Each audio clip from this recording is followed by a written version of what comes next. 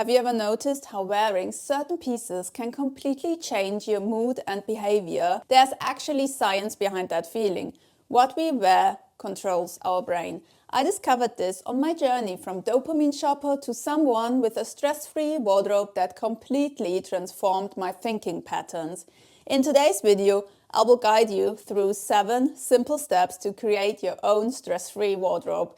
Miss any of these steps and finding that mental clarity and control becomes so much harder. These 7 steps will completely change how your brain responds to your closet every single day. Hi, my name is Bridget Fischer and my whole goal is to help you build a stress-free wardrobe system for timeless, effortless style, and we're engineering it the German way. Step 1. Recognize your current relationship with clothing. I learned this lesson the hard way. While running my vintage clothing business, I was surrounded by tons of unique pieces flowing through our doors each month.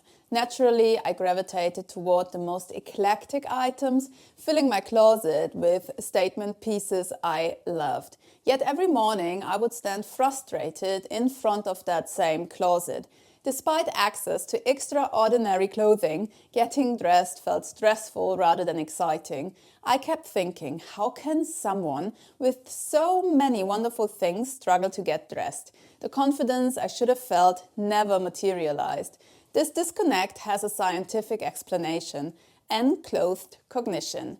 What we wear doesn't just affect how others see us, it changes how our brain functions. Clothes influence our confidence, focus, and even our performance throughout the day. For example, wearing a lab coat tends to make us feel more careful and professional, while dressing in workout clothing can make you feel more motivated to exercise. And this motivation through clothing definitely works for me. In fact, putting on workout clothing at home has become part of my routine lately. I've been doing workouts here and there, but needed a more intentional approach. That's why I was excited when Get Healthy UTV reached out to sponsor today's video. Get Healthy UTV is our online resource for workouts, health tips, and fitness inspiration. My favorite workout topics include low impact, meditation, strength, yoga, and chair exercises. I've been loving the Feel Good Yoga 2 class. It's a 31-minute session that's perfect for my evenings. I've also been enjoying the Move Better Mobility 1 class earlier in the day. I find it very activating and it gives me energy throughout the day. Balance training, strength, and stretch is another class I've fallen for. Working on my balance is something I haven't done for years. It feels like it activates different areas in my brain. It's been super interesting and makes me feel great. The first 1,000 of my subscribers to click the link in the video description will get a full year of premium membership to Get Healthy UTV for only $1.49. This is valid for new members only. The turning point in the way I dressed came unexpectedly. On days when I skipped my bold vintage pieces and reached for simple basics, straight leg jeans, a white t-shirt, and leather boots or chucks, my mind suddenly felt clearer. Decisions came easier. I felt in control again. Ask yourself honestly, do you shop for that quick dopamine hit? Do clothing decisions make your mornings chaotic? This first step is simply about awareness. The goal is honest self-awareness about how clothing is affecting our mood and brain. Step 2. Audit your existing wardrobe. When I finally compared what I actually wore versus what I kept, I was shocked. Out of my entire collection of eclectic pieces, I typically only reached for the newest addition to my wardrobe. Take this neon blazer for instance. I had exactly one combination that I thought worked for everyday wear. I paired it with black trousers, sometimes adding a gold belt threaded through one of the buttonholes, and Nike shoes with matching neon green accents. I wore this exact outfit repeatedly for weeks, then suddenly never touched the blazer again. The same pattern happened with a purple-pink mohair cardigan. I wore it constantly for a brief period before moving on to something else entirely. Between these statement piece phases, I constantly returned to the same simple formula: white t-shirts, straight leg jeans, Chuck 70s, and a blazer. Looking back, this is the only combination I would still wear today. It's timeless and effortlessly stylish. My wardrobe now is dramatically reduced to pieces that mix and match easily. I avoid patterns except for the occasional leopard print in accessories.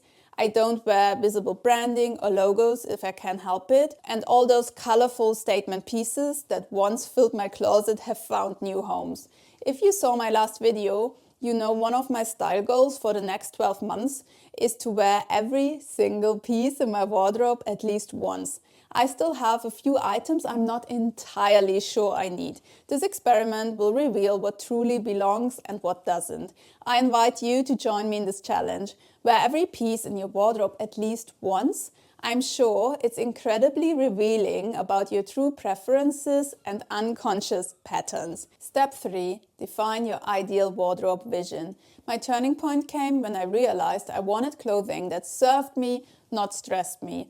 This epiphany led to make a radical decision, selling and donating about 85% of my wardrobe. Clear, self-imposed rules guided every choice about what would stay and what needed to go. Carolyn Bessette Kennedy's style served as my primary inspiration during this transition. These days, 90s Kate Moss's aesthetic also resonates deeply with me. Having these style icons created valuable structure while crafting my ideal wardrobe vision, though they inspire rather than define me. From Carolyn's influence emerged specific criteria for my wardrobe. Pieces had to be bare and minimal in detail, with appropriate proportions that would stand the test of time. Nothing too oversized or extremely shaped. My palette became restricted to subdued, neutral colors for easy mixing and matching. Branding needed to be invisible or minimal throughout my collection. Patterns and prints were eliminated, with my single exception being leopard print in accessories. To ensure my style remained authentic rather than trend-driven, looking back in time for inspiration was deliberate and strategic. This approach protected me from influences that might quickly become dated or feel inauthentic. When selecting your own personal style icon, look for someone whose aesthetic truly speaks to you beyond current fashion cycles. The ultimate goal of defining your wardrobe vision is creating a concrete plan that guides all future decisions. Step 4. Establish your core color palette. Limiting my color palette was the single most transformative decision in my entire wardrobe journey. After careful consideration, I settled on a refined selection of beige, black, white, grey, and olive green as my core colors. The impact was both immediate and profound.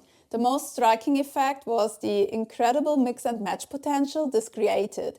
Suddenly, almost everything in my wardrobe worked together effortlessly. Each morning, I looked more put together with significantly less effort, which translated into feeling more clear and collected throughout my day. This color discipline completely transformed my shopping experience as well. Walking into stores or browsing online became streamlined and focused. When that bright pink sweater caught my eye, I didn't even need to debate its merits. It was an automatic no, since pink simply wasn't part of my palette anymore. What might sound restrictive to some became the most liberating aspect of my entire wardrobe transformation. With clear color boundaries, the dopamine-seeking shopping behavior that had plagued me for years began to diminish. Sometimes the frameworks and systems we establish act not as limitations, but as pathways to freedom. By removing countless small decisions, I created mental space for what truly matters. A defined color palette doesn't restrict creativity, it channels it more effectively. For those wondering about adding visual interest to a limited palette, I eventually introduced red as my single accent color. This strategic pop of color brings its own personality to my neutral foundation while maintaining the cohesive nature of my wardrobe. By the way, if you're interested in transforming your wardrobe, I offer personal one-on-one coaching sessions. If you're interested, just send me an email. Step 5. Create your organization system. My closet went from chaos to calm, completely transforming my relationship with getting dressed. This change wasn't just about aesthetics. It shifted how I interact with my wardrobe. After settling on my color palette and editing my collection, I organized everything by category and color. Simple, yes, but the results were transformative. This new visual order reinforced the mental clarity I felt from wearing my more subdued clothing. My closet no longer triggered that familiar sense of overwhelm. Instead, it became a thoughtful space that facilitated intentional choices. The goal of creating an organization system is to build an environment that naturally supports your new approach. What was once a source of stress becomes a tool that enhances your decision-making and brings clarity to your style. Step 6. Implement sustainable shopping practices. I replaced impulse shopping with intentional curation. This shift fundamentally changed not just what I bought, but how I thought about clothing acquisition. To help make truly informed shopping decisions, I developed my German-engineered wardrobe system, Basic Power. This framework creates a structured approach to potential purchases by guiding us through 10 simple questions before buying anything new. One of you left this lovely comment saying it's a great cool-down checklist, which perfectly captures its purpose. These questions activate our rational decision-making processes, giving us time to cool down from the excitement of a potential purchase and shifting us away from that dopamine-driven brain response. The system works because it creates distance between the initial desire and the actual purchase. I've linked my Basic Power checklist as well as other helpful resources for you to download for free in the description below. When we shop with purpose rather than impulse, our wardrobes remain aligned with our vision, serving our needs rather than creating stress. Step 7. Celebrating the transformation. Getting dressed is now just the beginning of my day, not the challenge that defines it. Taking time to recognize this change helps me stay committed to my wardrobe vision. The benefits go well beyond having clothing that matches. Creating a wardrobe of timeless, stylish pieces and using Basic Power for new purchases has given my brain real clarity, control, and confidence. What surprised me most, this wardrobe transformation has improved other parts of my life too. Keeping my calendar in order feels simpler now.